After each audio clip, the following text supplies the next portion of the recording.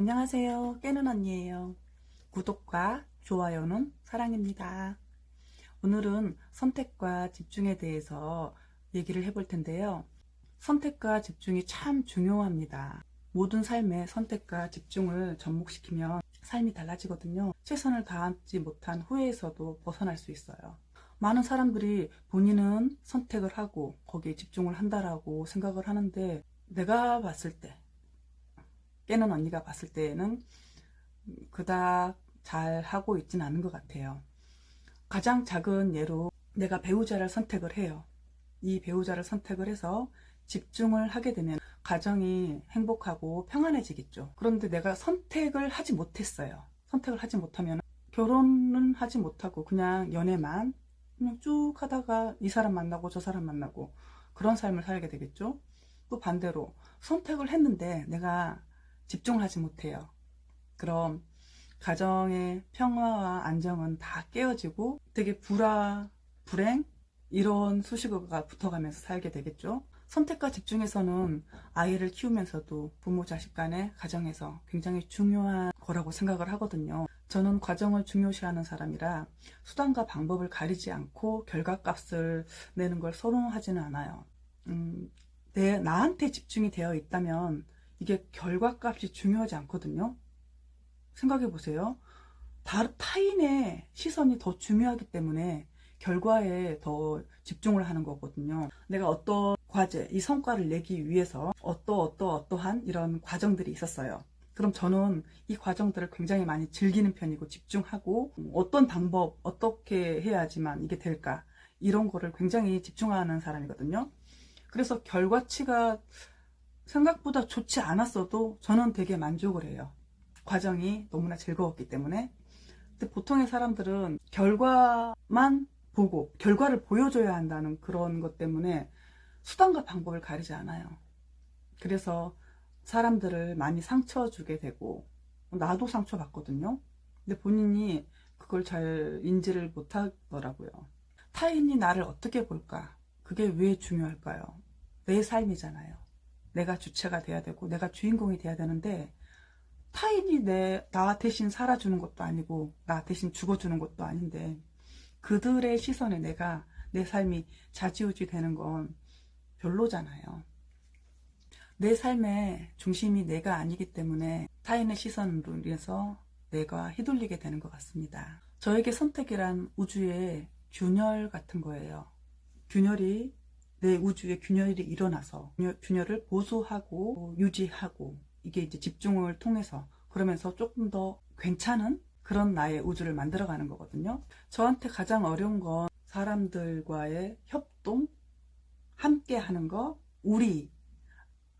저랑 얘기를 하다 보면은 저한테는 우리라는 단어가 별로 없어요. 우리.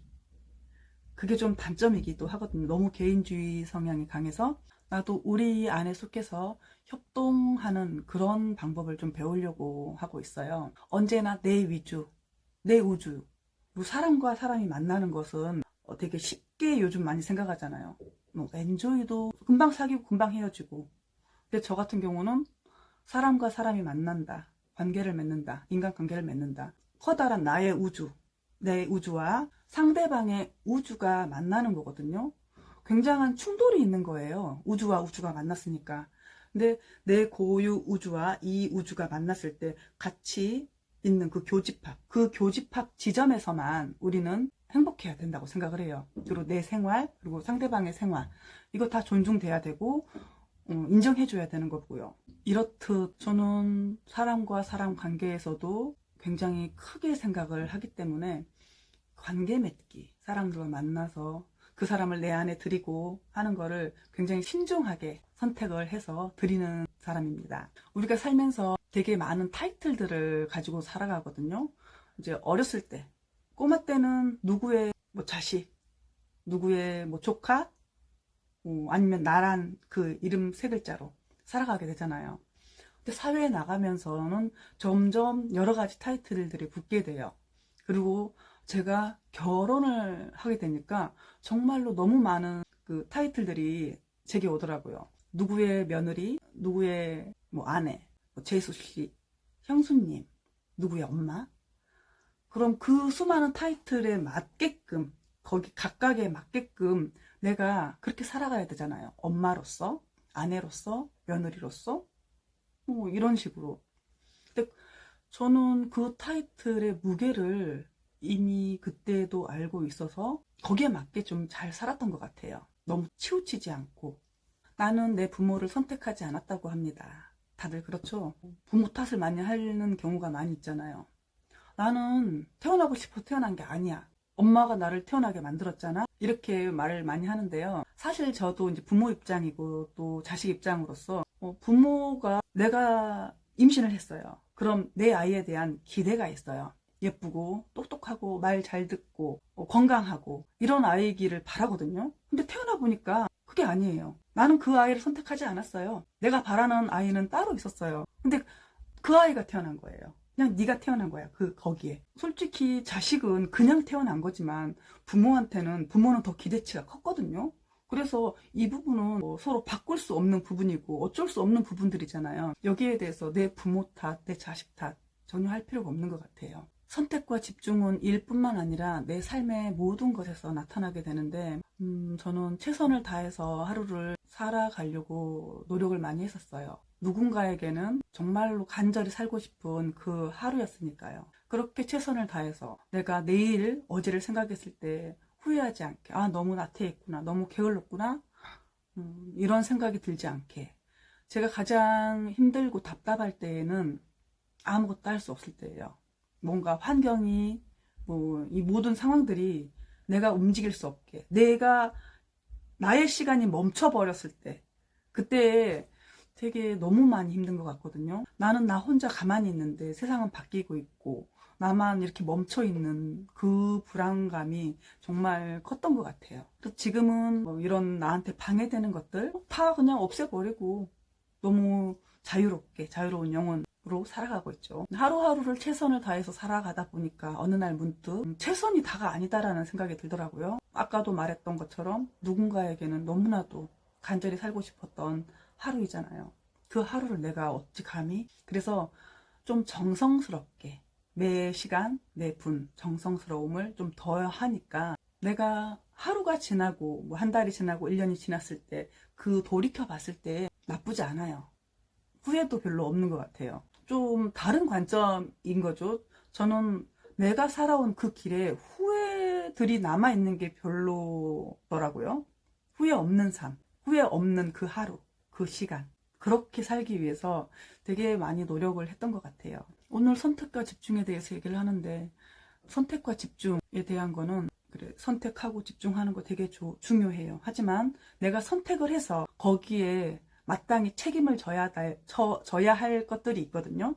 그 책임을 질 만한가에 대해서도 질문을 해야 돼요. 내가 사람들 앞에서 내가 할 말들, 예의상 하는 그런 얘기들 있잖아요. 어머, 언니 너무 예뻐요 했을 때 보통의 우리가 알고 있는 교과서적인 답은 어머, 아니에요. 이렇게 해야 되잖아요. 근데 저 같은 경우는 어머, 예뻐요 그러면은 알아요, 고마워요. 심플하게 끝나요. 더 이상 뒷얘기가 나오는 것도 별로거든요. 근데 내가 느끼기에 어머, 예뻐요 했을 때 어머, 아니에요. 그럼 아, 진짜 너무 예쁜데 계속 예쁘단 말을 듣기 위해서 유도하는 느낌이거든요. 저는 그냥 거기에서 딱 자르고 싶어요.